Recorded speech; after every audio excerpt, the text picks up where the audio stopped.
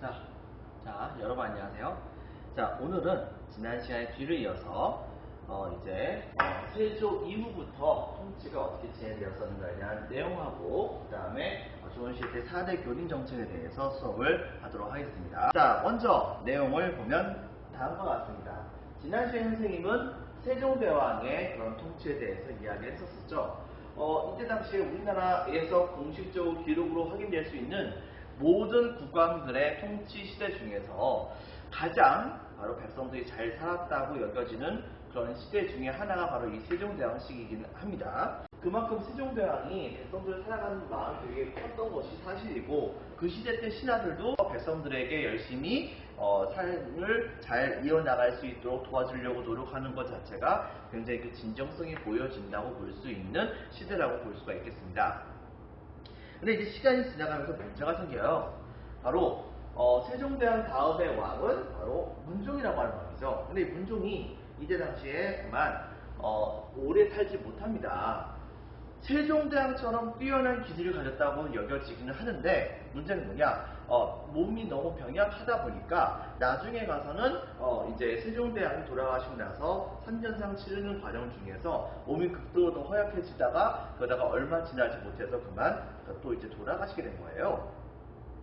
그래가지고서 이제 그 뒤를 이어서 왕위를 계승했던 사람은 아이였었던 이 문종의 아들 바로 단종이 이 당시에 조선의 왕으로 즉위를 합니다. 하지만 나이가 어리잖아요. 그러다 보니 이 문종은 돌아가실 직전에 육진을 개척했었던 김종서와 같은 그런 3명 정도에 해당하는 대신들에게 자기의 아들을 부탁한다고 요청을 합니다. 근데 이제 문제는 뭐냐? 이때 당시에 이 세종대왕 때는 여러분들 알다시피 의정부 육조 체제가 의정부 서사제였었어요? 아니면 육조 직계제였었어요? 세종대왕 때는, 여러분들, 세종대왕 때는 바로 의정부 서사제였습니다. 문종도 당연히 그것을 그대로 따라갔었죠. 그렇게 하고 나서 이 3명의 대신들에게 권력을 주게 되고, 그리고 단종을 보필하라고 문종이 요구를 했을 때, 이때 당시에 조선의 3명의 그 대신들은, 원로 대신들은 문종의 명령을 충실히 지키려고 정말 열심히 노력을 합니다. 근데 문제는 뭐냐?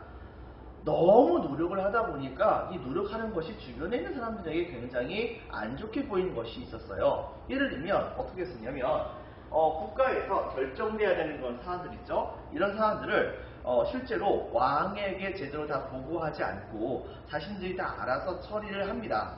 그리고 진작 왕의 결정사항이 필요할 때에는 어떻게 했었냐면 여러 가지 결정해야 되는 그런 사안들에 대한 대안들을 여러 가지를 만들어 놓고, 그 중에서 이 삼정승이 바로 이것이 맞다고 생각합니다 라고 하는 문서에다가 노란색 표 같은 걸 붙였어요. 이걸 이제 황표 정치다 뭐 이렇게 얘기를 하기도 하는데, 이렇게 하고 단종에게 갖다 주니까 단종은 여기에서 노란색 표가 있는 그 문서를 내용이 뭔지도 모르니까 바로 이제 결제를 해주는 모습이 보여졌던 것이죠. 결과적으로는 단종은 그냥 결제를 해주는 사람에 불과했던 겁니다. 실제적으로 정치를 좌지우지했었던 것은 바로 이 3명의 대신들이었죠. 이것은 그 사람들이 마음만 잘못 먹게 된다고 한다면 바로 이제 단종 대신에 국정을 좌지우지할 수 있는 자리에 있었다고 얘기해도 과언이 아니었던 거예요. 이것을 되게 안 좋아했었던 사람들이 바로 누구겠습니까? 이 시대 때에 어떤 세력이겠어요? 바로 이성계의 후손들이라 볼 수 있는 왕실의 종신들이었다 볼 수 있겠죠. 왕실 친척들. 그래가지고 그 중에서도 가장 파워가 셌던 사람이 누구냐면은 이 문종의 동생 중에 한 명이었었던 이 수양대군이 여기에 대해서 되게 안 좋게 생각하다가 나중에 한밤중에 계유정난이라고 하는 쿠데타를 일으켜가지고서 김종서를 비롯한 3명의 정선들을 전부 다 죽여버리고 자기가 스스로 영의정이 되면서 권력을 차지한 다음에 얼마 후에는 단종마저도 내쫓아버리고 자기가 직접 왕이 됩니다. 이렇게 해가지고서 조카를 내쫓고 그 자리를 차지했던 사람이 바로 이 수양대군이었었어요. 이 수양대군이 바로 여기 나오는 세조라고 하는 사람입니다. 이 사람은 처음엔 안 그랬는데 나중에 이게 조선이 또 성리학이 나잖아요. 그러다 보니까 당시에 집현전에서 세종대왕과 같이 성리학을 공부했었던 많은 사람들이 많은 사람들이 그렇죠? 일부라기보다 많은 사람들이 당시에 이 세조가 그렇게 조카였던 단종을 내쫓아버리고 자기가 왕이 되는 것을 안 좋게 생각을 해가지고 여러 차례 걸쳐서 쿠데타를 일으키려고 했었던 경우가 되게 많았습니다. 대표적인 것 중에 하나가 그 이름도 유명한 성산문 박팽령과 같은 사육신에 해당되는 그런 사람들이 세조를 죽이려다가 실패했던 사건이 아닌가. 그 다음에 또 한 가지 김종선은 북방의 호랑이에 물렸던 사람이죠. 바로 육진을 개척했던 사람인데 이 사람의 부하가 당시에 육진 지역을 장악을 하고 있었는데 김종서가 제거됐다는 소식을 듣고 이 지역에서 반란을 일으킵니다. 육진 지역이 바로 어디냐? 바로 경상도에다 함경도 끝머리거든요. 어떻게 얘기하면 이렇게 본다고 한다면 바로 이쪽이거든요. 이쪽이다 보니까 이 지역을 지키고 있었던 뭐 이지묵이라든가 같은 사람, 그 다음에 나중에 가서는 뭐 함경도라든가 이런 쪽에서 이제 조선 정부의 차별 같은 것을 싫어가지고서 그것 때문에 반란을 일으켰던 이시의 반란과 같은 세조 자체를 부정하는 반란들이 막 이 함경도 지역에서 막 일어납니다. 하지만 세조는 결과적으로는 군대를 동원해서 최종적으로 이 함경도 지역의 반란을 제거를 했었어요. 자, 근데 이제 문제는 뭐냐? 이런 반발을 되게 많이 진압을 하긴 했었지만 당시에 이 세조의 입장에서는 어쨌든 간에 자기가 아무리 멋진 왕이고 개혁을 제대로 하는 왕이 되고 싶다고 하더라도 출발선 자체가 좀 부정하잖아요. 조카를 결과적으로 밀어내고서 자기가 왕이 된 거잖아요. 나중에는 이 반란이 하도 많이 일어나니까 이런 반란에 바로 그 지방으로 이제 그 유배를 떠났었던 이 단종이 당시 이제 단종에서 노산군이라고 하는 지위로 격화돼서 쫓겨났는데, 그런데 이 단종이 이제 반란 세력에게 추대가 돼가지고서 조선의 왕이 되는 것을 막기 위해서 아예 나중에는 사약까지 보내가지고서 죽이는 사건을 벌이게 됩니다.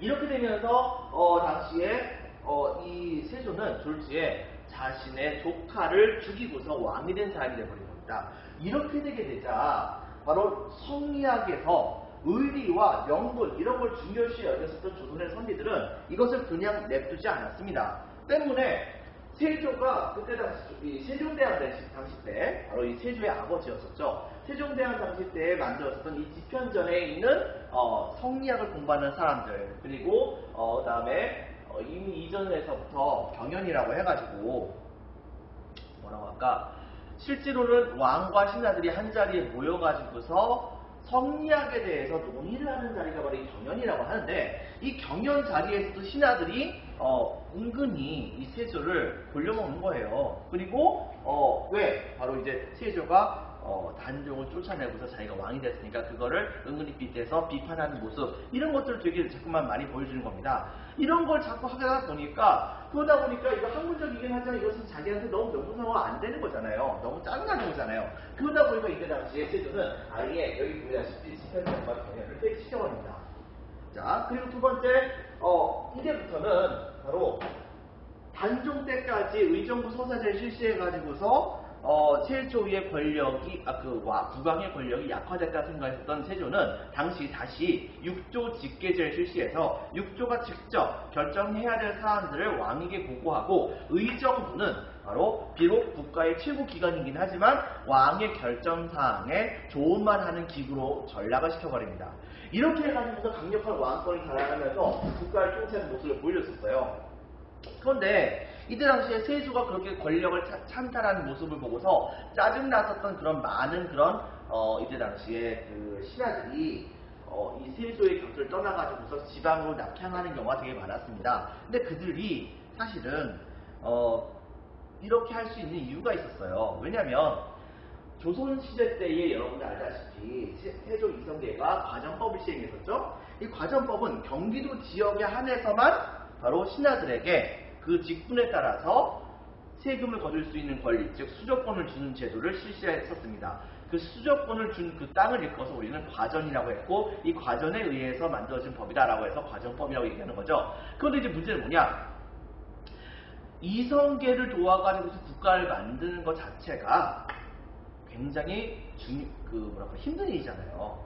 그러다 보니까 이성계의 경우에는 과전법의 경우에는 신하에게 한번 과전을 주면 그 과전은 신하가 그 관직에서 퇴직을 했을 때 다시 국가에 반납을 하게 한 것이 아니라 그 사람이 죽은 다음에나 가서야 국가에게 반납을 하는 제도를 실시하게 됩니다.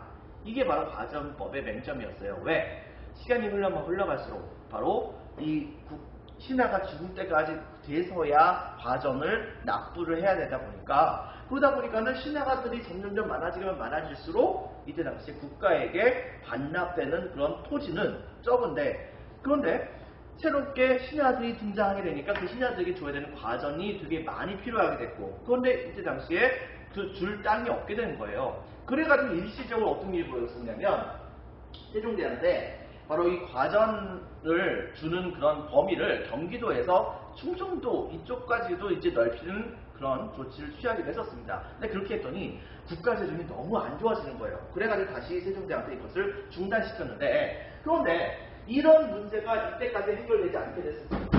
그렇기 때문에 세종대왕 이때 당시에 바로 이 세조는 바로 이 만성적으로 관료들에게 줘야 되는 수조권 있죠. 이 수조권을 줘야 되는데 수조권을 줘야 되는 그 토지가 부족한 그런 현상을 해결한다는 명목으로 실제로는 여러분 생각해 보세요. 세조가 싫어서 떠난 사람들은 세조에게 충성하지 않는 거 아닙니까?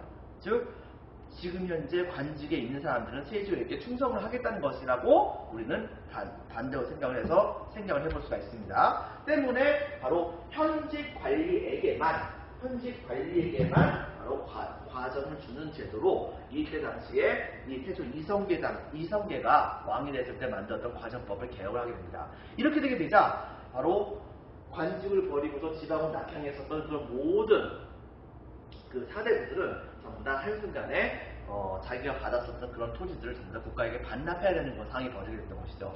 이런 식으로 행동하게 되면서 이때 당시 세조가 조선의 그런 관료들에게 월급을 주는 제도인 이 수조권 제도를 굉장히 크게 개혁을 하게 됩니다. 어쨌든 간에 효과는 좋았으니까요. 왜? 현직 관료에게만 토지를 주다 보니까 토지가 생각보다 예전보다 훨씬 더 많이 남아돌게 됐던 것이라 볼 수 있겠습니다. 자, 그 다음 또 한 가지 이제 보복제라고 하는 제도를 시행했습니다. 이 보복제는 일종의 군대 제도예요. 바로 뭐냐면 조선시대 때는 여러분들 근본적으로 봤을 때에 군대를 가는 것은 양인입니다. 천민은 아니고 일반 평민 이상에 해당되는 사람들 전부 다 양인이 군대를 가는 거예요. 그리고 모든 사람들 전부 다 군대 가는 것이 원칙입니다. 그런데 이제 문제가 뭐가 있냐면 모든 사람들이 전부 다 군대를 가긴 가야 되는데 그렇다고 한다면 여기서 모든 사람이라고 하는 것은 남자를 말해요. 남자들이 전부 다 군대 가면 그 다음에 현재 남아가지고서 일할 사람들이 몇 명이나 있겠어요. 일할 수 있는 사람들의 숫자가 생각보다 굉장히 적단 말입니다. 농사일 같은 거 많이 해야 되는데 나머지 남자들이 군대 가면 여성들은 전부 다 농사만 쳐야 되는 거예요. 그러니까 남자들은 전부 다 군대 가가지고서 열심히 국가를 지키고 그 다음에 여성들은 전부 다 농사만 치고 이게 말이 됩니까? 이거 말이 안 되는 거잖아요. 그렇기 때문에 국가에서는 어떻게 했었냐면 이때 당시에 조선의 그런 그 모든 양인들을 2인 혹은 3인으로 구성되어 있는 조로 꾸밉니다. 그래가지고서 이것을 예를 들면 2명이 있으면 이 2명을 한 조로 만드는 거예요. 혹은 3명이 있으면 이 3명을 한 조로 만드는 거예요. 이렇게 만들어졌던 이 조 자체를 우리는 뭐라고 하냐면은 보라고 합니다. 보. 그래서 여기서 한 명이 군대를 가잖아요. 그렇다고 한다면 이 남자가 군대를 가는 그 사이 동안에 이 집안에는 남자가 군대 가 있다 보니까 먹고 살 수 있는 거리가 없잖아요. 그러면 이 집안은 굶어 죽을 수가 있단 말입니다. 근데 국가는 지키지 않을 수가 없는 것이고 때문에 어떻게 했냐면은 당시에 이 남자가 군대를 가게 되면은 이 남자는 요걸 이제 A라고 하죠. 그 다음에 요걸 B라고 합시다. A가 군대를 가면은 그러면은 B가 있는 집에서는 A 집에게 바로 A가 군대를 간 것에 대한 대가를 일부를 지급을 해줍니다. 그때 당시에 줬던 것은 뭐 쌀이라든가 아니면은 옷감, 현물화폐로 사용됐었던 옷감 같은 것을 줬다고 해요. 이렇게 줘가지고서 A 집안이 좀 보탬될 수 있도록 하는 조치를 취해주게 됐던 것입니다. 만약에 조가 3개라고 한다면 한 명이 군대 가면 나머지 2개의 조가 바로 이 남자 집에다가 해당되는 물건을 주는 그런 시스템을 구축했던 것이죠. 이렇게 하게 된다고 한다면은 국가는 군대를 가질 수가 있는 거잖아요. 그리고 군대에게 월급 같은 거 줄 필요가 없습니다. 왜? 바로 이 사람이 군대에 가는 것은 군대 갈 때 필요한 모든 음식이라든가 장비 이런 것들은 기본적으로 자기가 부담하는 것이 원칙입니다. 자기가 부담하는 것이 원칙이에요. 그렇기 때문에 국가의 경우에는 사실상 손 하나 건드리지 않고 그 다음에 힘 하나 들지 않고 바로 몇십만이 넘는 군대를 이때 당시에 보유할 수 있는 그런 시스템이 구축이 되게 됐던 겁니다. 우리나라의 가족들의 기본적으로 굉장히 많은 가정의 남자들의 한 명 이상씩을 전부 다 군대로 보내가지고서 국가를 지키게 만들었으니까. 그러니까 실제로 조선 초에 조선의 군대가 약했다고 생각할지 모르겠지만 사실은 굉장히 강력했다고 볼 수가 있어요. 그렇게 해서 모였던 군대의 숫자가 되게 많이 있었으니까. 그러면서도 국가 재정을 하나도 들지 않고 백성들은 마음대로 돌아가면서 군대를 가고 이렇게 하면서 국가의 방어 시스템이 구축이 되는 모습을 보여주게 됐던 것인데 이게 바로 이게 고범제라고 얘기를 하는 겁니다. 고범제. 이것을 만들게 됨으로써 이때 당시에 조선 왕조는 국가 재정을 많이 들지 않고도 바로 강력한 군대를 유지할 수 있는 시스템을 구축했다 볼 수 있겠죠. 그런 측면에서 이 세조는 활약을 했다 볼 수 있습니다. 하지만 문제는 뭐냐? 이 세조는 여러 가지 측면에서 굉장히 많이 업적을 남겼으나 자기가 했던 일에 비교해서 봤을 때 바로 명성은 많이 높은 편은 아니었어요. 왜? 알다시피 세조는 바로 단종을 죽이고서 왕이 됐던 사람이니까요. 그래서 그런 것일까요? 이때 당시에 세조는 말에 의하면 좀 벌을 받았다고 생각이 되어지기도 합니다. 나중에 부스럼병이 말년에 들어가지고서 죽게 됐다고 하는데 이 부스럼병은 다른 말로는 이제 문둥병이었다라고 하는 말도 있기도 해요. 실제로. 그래서 손발이 썩어남에도 불구하고 이것이 썩어나는 건지도 모르는 그런 모습을 보여주기도 했던 것이죠. 자, 어쨌든 간에 그렇게 해서 이 세조는 돌아가시게 되고 태종태, 운단세, 그 다음에 예종, 그리고 예종 다음에 바로 성종이라고 하는 왕위를 즉위하게 됩니다. 이 성종이라고 하는 왕은 세조의 뒤를 이어가지고서 세조의 유지를 이어가지고서 본격적으로 이제 국가의 시스템 나름대로 완성했다 볼 수 있는 분입니다. 이 성종의 성자가 왜 성자냐? 성자는 바로 한자로 말하면 이겁니다. 즉 이룰 성자예요. 무엇인가 이루었다. 즉 여러분 이거 하나의 팁인데 동아시아 지역이든 아니면 우리나라의 역사든 간에 앞에 성자가 붙는 왕이 등장한다고 한다면 그 사람은 바로 그 나라의 시스템, 기틀을 마련했었던 왕이다라고 여러분 기억을 해주면 됩니다. 그렇다고 한다면 성종은 도대체 뭘 했길래 바로 이 성자라고 하는 말이 붙였을까? 그것은 바로 무엇이냐? 드디어 성종 때 가서야 조선의 통치 체제가 완벽하게 완성이 되게 됩니다. 즉 세조는 인재들을 전부 다 내쫓아버렸어요. 그러다 보니까는 세조가 왕권을 강화시킨 채로 국가를 통치할 수 있는 시스템이 나름대로 구축이 된 것은 맞긴 한데 조선이 엄청나게 발전하고 싶지만은 바로 이 세조의 그런 왕이 됐었던 그 명분에 대해서 되게 안 좋게 생각했던 많은 인재들이 지방으로 가버렸기 때문에 국가가 인재가 많이 필요했던 상황이었습니다. 여러분들 과거 시험이라고 하는 것은 지금으로 따지면 고시 정도에 해당되는 거예요. 사법고시 뭐 이런 거 비슷한 거예요. 외무고시, 사법고시. 근데 정확히 얘기하면 지금으로 따져봤을 때 외무고시나 사법고시보다 훨씬 더 경쟁력이 높았습니다. 말 그대로 초특급의 이제 천재들만 이때 당시에 조선의 이제 그 신하로서 과거 시험을 통과해가지고 신하로서 이제 출세를 할 수 있었던 것이죠. 그런데 그렇게 해가지고서 이제 과거를 합격해가지고서 관직을 가졌던 그런 사람조차도 당시에 성종이 한문, 유교 경전에 대해서 물어보면 거기에 대해서 답을 못합니다. 그리고 심지어는 한문을 평생 동안 배웠던 사람인데 한문을 전혀 생각보다 많이 읽을 줄 몰라요. 막 읽다가 막 틀려요. 그러니까 이런 것을 보니까 이 성종이 막 짜증난 거예요. 짜증나가지고서 바로 이 현재의 신하들의 그 유교적인 그런 소양과 그 다음에 한문학적인 성향, 그 소양 이런 것들을 좀 키워보려고 생각을 했어요. 근데 그때 당시에 이미 전대 왕 때에 바로 이제 신하들과 같이 학문을 연구하는 기관으로서 만들어졌던 대표적인 학문 연구기관이 있었죠. 그게 바로 뭡니까? 바로 세종대왕이 만들었던 집현전이었습니다. 하지만 이 집현전은 세조가 폐지를 시켜버렸잖아요. 그러다 보니까는 이때 당시에 바로 이 성종은 전 왕이었었던 세조의 그런 조치를 무시할 수 있었던 것은 아니었던 겁니다. 때문에 어떻게 할까 고민하다가 여기에서 한 가지 꾀를 낸 것이 바로 어떻게 된 거냐. 집현전을 성격을 대체하는 또 다른 대표적인 학문 연구기관에 볼 수 있는 홍문관이라고 하는 기관을 만들어요.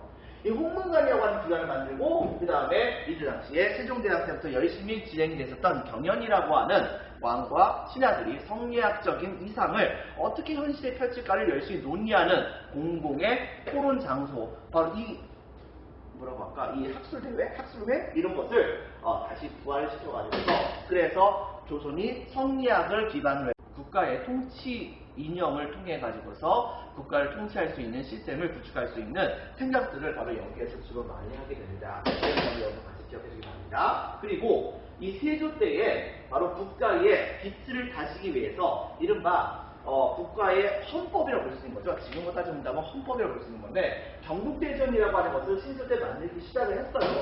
근데 문제는 뭐냐? 세조가 거의 다 만들어놨는데 이것을 딱 이제 드디어 공부만 딱 하면 되는 그런 상황에서 세조가 이제 돌아가신 겁니다. 그래가지고 한동안 이것을 반포를 못했는데 이 마지막 마무리 작업을 이 성종이 하게 됩니다.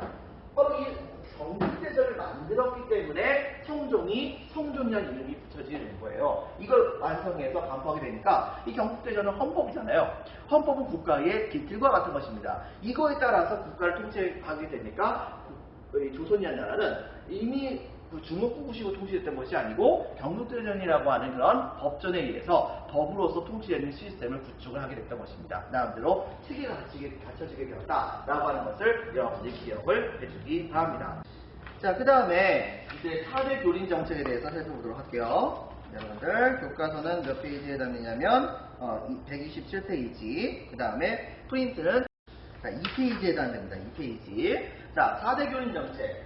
조선의 외교 정책은 네 글자로 줄이면 그냥 4대 교린 정책이라고 하는 거예요. 뜻은 무엇이냐? 4대. 큰 것을 섬긴다. 그러니까 큰 나라를 섬기겠다는 얘기예요. 그 다음에 교린. 교류한다. 린. 이웃과 같이 그냥 교류를 많이 한다. 그냥 평화롭게 교류하겠다. 이런 정책을 이때 당시에 내세웠던 것이 바로 이 조선이라는 나라였습니다. 근데 이게 사실 처음부터 그렇게 순탄하게 진행됐던 것은 아니에요. 그러니까 어떤 일이 있었냐면 바로 이 4대라고 하는 방식이 있습니다.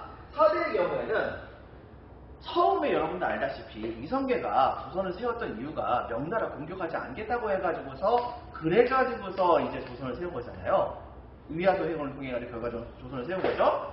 그렇다고 한다면 명나라는 조선을 조금 좀 우호적으로 봐야 되는 것이 맞는 것인데 당시에 이 명나라가 조선을 굉장히 좀 안 좋아했었어요. 이성계라고 하는 장군도 솔직히 믿을 수 있는 존재도 아니고 고려왕조를 왜 부셨냐고. 이렇게 되다 보니까 이제 당시에 이성계를 굉장히 압박을 주는 그런 모습을 보여주게 되자 그러자 이때 당시에 이 이성계는 너무 열받아가지고서 당시에 조선이라는 나라를 막 만들었음에도 불구하고 군대를 동원해가지고서 진짜 이번엔 요동을 다시 한 번 더 치려고 했었습니다. 근데 그때에 이성계를 열심히 도와주겠다고 나섰던 사람이 누구냐면 정도전이었어요. 그래서 초창기 이 사실을 또 이제 명나라도 알았기 때문에 조선과 명나라는 소관부에서는 되게 긴장 관계였습니다. 긴장이 되게 많이 되어 있던 상황이었던 것이죠. 그런데 여러분도 알다시피 조선에서는 제1차 왕자의 난이 벌어집니다. 이 1차 왕자의 난 때 이성계의 명을 들어가면서 열심히 명나라를 공격해서 요동을 차지하려고 군사 훈련을 시키고 있었던 바로 이 정도전이 죽임을 당하게 돼요. 근데 명나라에서도 조선과 그다지 사이가 좋지 않았었던 바로 주원장이라고 하는 명태조 주원장이 명나라의 첫 번째 황제가 이제 죽게 됩니다. 이렇게 되게 되자 명나라하고 조선이 사이가 나쁘긴 하지만 명나라에도 위급한 상황이 벌어졌고 조선에서도 왕과 관련해서 위급한 상황이 벌어진 거예요. 그러다 보니까 서로 상대방에게 신경을 쓸 수 있는 틈이 없었던 거예요. 이렇게 되다 보니까는 당시에 이 이방원과 같은 그런 사람들은 명나라에 대한 그런 공격이라든가 이런 모든 계획 같은 것을 전부 다 폐지시켜버립니다. 이 명나라도 마찬가지였겠죠. 그렇게 하게 됨으로써 결과적으로 명나라가 조선을 인정해줬고 조선도 명나라를 인정해주면서 그러면서 이른바 4대 정책을 본격적으로 시행을 하게 됩니다. 내용은 이겁니다. 바로 명나라의 조공이라든가 도공을 바칩니다. 즉 우리나라의 물건을 명나라에게다 갖다 바치는 거예요. 또 하나 명나라는 조선의 왕을 책봉을 해줍니다. 즉 조선의 왕은 이미 조선 사람들에게 인정받아가지고서 조선의 왕이 된 것이긴 하지만 형식적이긴 하나 명나라의 왕에게 조선의 왕으로 임명한다라고 하는 명령서를 받아야 돼요. 받는 것이 원칙이에요. 자, 이렇게 해가지고서 이것이 바로 이제 그 명령서를 받는 거, 조선의 왕으로서 임명을 받는 것을 책봉이라고 얘기하고 명나라에다가 조선의 물건을 갖다 바치는 것을 조공이라고 얘기합니다. 그렇다고 한다면 이거 되게 굴욕적인 거 아니겠는가? 솔직히 생각해보면 이런 거예요, 여러분들. 당시에 이 명나라는 주변에 있는 민족에게 중화민족으로서 인정을 받고 싶었습니다. 명나라는 이 조선이라는 나라를 일종의 형식적이긴 하지만 복속을 시키고 싶었어요. 그러니까 명나라가 형이면 조선은 아우인 거죠. 그런데 이때 당시에 아우인 조선이 명나라에게 여기 선물이에요, 이거 좀 받아주세요 라고 조그만 물건 갖다 바치면 형님 되는 명나라는 째째하게 그래 고마워 내가 다 먹을게 이러겠습니까? 당연히 아유 네 형편이 얼마나 된다고 그걸 주니 야 네가 이거 줬으니까 선물로 서로 주고받는 맛이지 라고 하면서 아우가 줬었던 선물보다 더 많은 양에 해당되는 선물을 주는 것이겠죠. 이른바 이것을 회사품, 일종의 답례품이라고 생각하면 됩니다. 근데 그때 당시에 조선이 명나라에게 조공을 하면 그러면 이 명나라는 조선이 갖다 바쳤던 물건의 가치에 곱하기 X배에 해당하는 바로 답례품을 줬습니다. 이렇게 줬었던 그 답례품의 상당수가 조선에서 봤을 때 굉장히 귀중하다 볼 수 있었던 명나라의 선진 문물과 관련된 것들이 되게 많이 있었어요. 약품도 있었고 서적도 있었고 뭐 이런 것도 되게 많이 있었습니다. 때문에 조선의 발전에게는 굉장히 필수적인 것이었기 때문에 조선은 명나라에게 바로 계속해서 조공을 했었어요. 이 조공이 조선에게 악관이 됐던 것이 아니었습니다. 어느 정도였냐면 명나라는 당시에 조선에게 뭐라고 얘기했었느냐, 조선은 가까운 나라니까 조공을 그렇게 매년마다 갖다 바칠 필요가 있겠냐, 그냥 한 3년마다 한 번 정도씩 갖다 바치고 일본의 경우에는 한 10년마다 한 번씩만 명나라에게 이제 조공을 갖다 바치면 된다, 뭐 이런 식의 편지를 보냈어요. 근데 이때 당시에 조선 정부에서는 명나라에게 뭐라고 했냐면 아이고 황제 폐하께 저희들이 이렇게 무리하게 할 수가 있겠습니까? 무슨 말씀입니까? 저희는 매년마다 가겠습니다 이러는 거예요. 그래가지고 정말 매년마다 바로 조공을 갖다 바치는데 그것도 그냥 1년마다 한 번씩 갖다 바치는 게 아니고 정기적인 사절로서 황제의 생일이라든가 황후의 생일이라든가 뭐 이런 식으로 해가지고서 이른바 1년에 3번 이상씩 이렇게 조공 사절을 이제 보내게 됩니다. 그렇게 하면 당연히 명나라도 갖다 바치는 것만큼 더 많은 양에 해당되는 답례품을 줬어야 됐던 것이겠죠. 이런 시스템을 구축했던 것입니다. 그렇게 해서 선진문물을 수용하고 그 다음에 실리 외교를 펼쳤다라고 하는 것을 여러분들이 기억을 해주기 바랍니다. 참 요걸 좀 안 했네요. 자, 먼저 여러분들 프린트 1페이지의 내용을 먼저 보겠습니다. 자, 프린트 1페이지에 동그라미 6번에 세조라고 적혀있죠. 거기다가 별표 2개 쳐주세요. 자, 세조 별표 2개.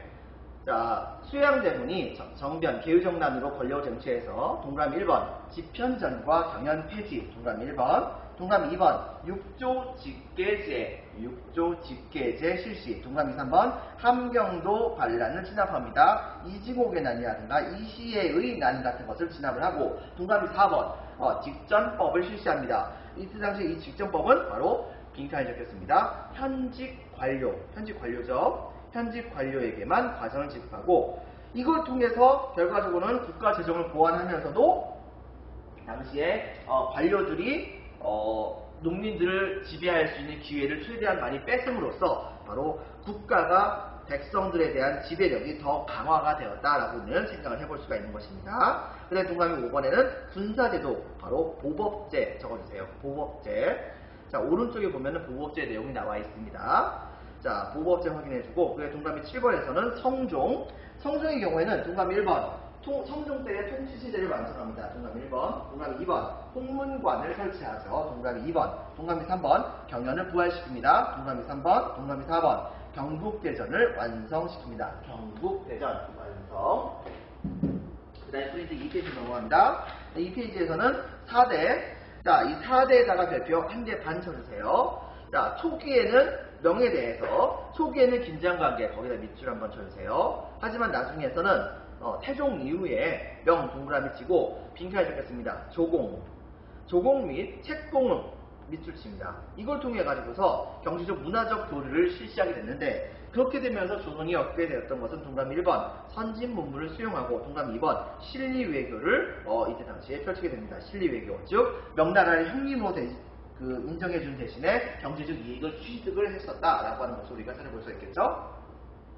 자, 그 다음에 교린의 입장에서는 바로 프린트에 나와 있듯이 대등한 입장에서 서로 이제 교류를 하는 겁니다. 대표적으로 봤을 때 바로 우리나라 주변에서 우리나라와 교류할 수 있는 또 다른 세력은 누가 있느냐? 바로 북쪽 만주 쪽에 있는 여진족, 그 다음에 남쪽에 있었던 일본이라고 볼 수 있는데요. 자, 이쪽에는 명나라가 있어요. 명나라가 있는데 소속은 명나라에 소속이 되어 있어요. 이 여진족은 명나라의 영토하에 포함이 되어 있긴 하지만 명나라가 이들을 직접 지배하지 못합니다. 왜? 이들의 독립성이 너무 강했기 때문에. 그래가지고서 이 여진족의 경우에 상당수가 명나라의 반만 속해 있는 그런 상황이었거든요. 그러다 보니까 이 여진족의 경우에는 당장 먹고 사는 문제를 해결하기 위해서는 한편으로는 명나라에게 조공을 바치면서도 또 한편으로는 조선에게도 조공을 바친 거예요. 그렇게 해가지고서 이제 국가를 세워나가는 모습을 볼 수가 있었어요. 국가랜다 참. 바로 그 부족의 생활을 연명을 해 나가는 모습을 보여줬었는데, 중요한 것은 뭐냐? 조선의 입장에서 본다고 한다면 이 여진족은 약간 좀 친근해요. 왜냐면 이 대표적으로 봤을 때 이 이성계 자체도 옛날에 함경도 지역에서 살고 있던 사람들로서 여진족과의 교류가 되게 많았거든요. 심지어는 이성계에 가장 친했었던 동생 중에 한 명이었던 이제 이지란이라고 하는 사람이 있는데, 이지란이라고 하는 사람이 본명 이제 퉁두란이라고 불렸던 사람입니다. 대표적인 여진족에 해당되는 사람이었었죠. 이 정도로 최근에 나온 논문에 의하면 아예 이성계 자체가 원래 여진족이었다고 하는 그런 얘기들 하는 사람들도 있기도 했었어요. 근데 그 정도로 여진과 되게 가까웠기 때문에 여진족이 옛날에 원래 발해를 구성했었던 이제 민족 중에 하나였잖아요. 그러다 보니까 이 여진족의 경우에는 우리나라 입장에서 본다고 한다면 일종의 사순관계에 해당되는 건 민족이라고 볼 수 있습니다. 때문에 그들에게 적극적으로 이제 귀순을 장려를 합니다. 귀순하겠다라고 하면은 우리나라 백성은 다 수용을 해주고, 부족장이 아니라 부족민을 데리고 오게 된다고 한다면 이 부족장을 계속해서 그 지역에 머물면서 살 수 있는 조선의 사도로서, 지방관으로서 아예 인정을 해주는 조치를 취해주기도 했었어요.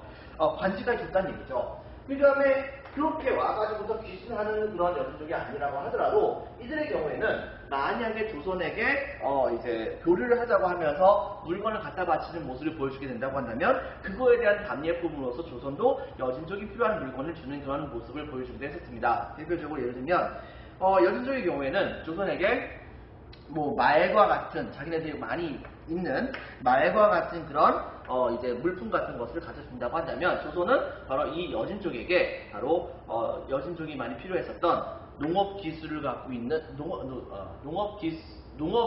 농업을 할 때 되게 많이 필요한 바로 이제 농기구라든가 그 다음에 식량 이런 것을 주기도 했었어요. 자, 그 다음에 근데 문제는 뭐냐면 이 여진족 중에서도 조선에게 순화적인 여진족도 있지만은 좀 까분 여진족도 있잖아요. 그러니까 걔네들은 정말 사정없이 밟아버렸습니다. 그래서 대표적으로 이 사군의 경우에는 바로 최윤덕 장군, 기억나죠? 친구들? 세종대왕 때 최윤덕 장군이 사군을 공격을 해서 그 지역을 아예 조선의 영토로 삼아서 압록강 안쪽의 영토를 아예 다 차지를 해버렸고, 그 다음에 육진의 경우에도 바로 손재현 선생님이 얘기했었던 김종서라고 하는 장군을 시켜가지고서 바로 이 지역을 완전히 장악을 해버립니다. 그렇게 하게 되면서 조선의 영토가 바로 압록강과 북쪽에 흘러가는 강이 압록강이에요. 네, 여기를 백두산으로 해가지고서 반대편 이쪽으로 흘러가는 게 두만강인데 압록강 안쪽과 두만강 안쪽에 있는 모든 영토를 조선이 완전히 차지하게 됩니다. 이렇게 되면서 조선의 영토 확장이 좀 더 많이 이루어졌다 볼 수 있는 것이겠죠. 네, 그 다음에 이제 일본의 경우에는 어떤 상황이었느냐. 일본의 경우에는 이 고려시대 때부터 계속해서 이 외구가 너무 많이 쳐들어온 거예요. 그래가지고 고려 말기 때쯤에 스시마 섬으로 박위를 파견해가지고서 스시마 섬에게 항복을 받아냈다 볼 수 있긴 한데, 그럼에도 불구하고 이놈의 외구가 끊기지 않게 되자 나중에 세종대왕 때 다시 한번 여기를 공격을 했었죠. 공격을 해가지고서 스시마 섬을 정벌하게 됩니다. 결과적으로는 스시마 섬의 도주가 사실상 조선에게 항복을 하면서 자기네들의 족보까지 조선 정부가 관리해주세요 이렇게까지 얘기할 정도로, 그 정도로 완전히 이 스시마 섬에 있는 사람들이 전부 다 조선에게 복수를 하게 되는데, 한 가지 약속을 했어요. 그 약속은 뭐냐면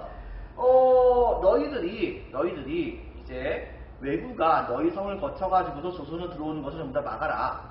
그렇다고 한다면 너희들에게 바로 일본과 조선 사이에서 이루어진 모든 교역을 독점할 수 있는 독점권을 줄게, 이렇게 얘기한 겁니다. 이렇게 해서 보니까 당시에 이 스시마 섬을 통해 가지고서 이 제포와 부산포와 그 다음에 영포, 이 세 개의 항구가 있습니다. 원래 지역은 제포 같은 경우는 지금 현재의 진해, 그 다음에 부산포는 부산포겠죠, 부산. 영포는 울산인데 여기 이 세 군데를 전부 다 개항을 한 다음에 여기로 이제 스시마섬 도중에 이제 허락을 받은 사람들은 전부 다 와가지고서 조선에다가 물건 갖다 바치면 거기에 해당하는 물건 같은 것들을, 즉 일본 사람들이 필요한 물건 같은 것을 답례품으로 조선 정부가 정말 한없이 퍼줬어요. 근데 문제는 뭐냐? 시간이 흘러갈수록 너무 많이 퍼가는 거예요. 너무 많이 퍼가게 되니까 그러니까 나중에 조선 정부가 이것을 이제 조금씩 줄여나가게 됩니다. 줄여나가게 되는 과정 중에서 이 일본인들이 여기에 대해서 반발을 하게 되었고, 이 반발 진압하는 과정 중에서 조금씩 조선과 일본 사이에서의 관계가 점점 이제 끊어지게 됩니다. 끊어지게 되는 그 절정 시기에 터졌던 사건이 바로 이제 우리가 잘 알고 있는 임진왜란이었던 것이죠. 이런 점을 여러분들이 기억을 해주시기 바랍니다. 어쨌든 간에 제한된 교육을 배웠다. 그 외에도 기타적으로는 뮤프, 지금 현재의 일본의 오키나와라고 하는 곳은 사실은 거기는 일본의 영토가 아니었습니다. 근대 시대나 가서야 이 오키나와 지역이 일본의 영역으로 이제 복속이 된 것이죠. 이 오키나와 지역에 해당되는 곳이 바로 이 시대 때는 뮤프라고 불렸던 왕국이었습니다. 그 다음에 동남아시아 지역에 있었던 자와라든가 혹은 시암과 같은 그런 나라들이, 동남아시아 국가들이 가끔 가다가 상인들이 조선으로 와가지고서 물건을 갖다 바치면 이거에 대해서 주는 그런 모습을 보여주기도 했었던 것이죠. 자, 이런 측면 여러분들 같이 기억을 해주기 바랍니다. 자, 이것을 한번 봐주고 그 다음에 주제탐구에서 나온 그런 내용들은 여러분이 한번 잘 찾아보세요. 자, 오늘은 여기까지 하겠습니다. 자, 수고 많으셨습니다. 감사합니다.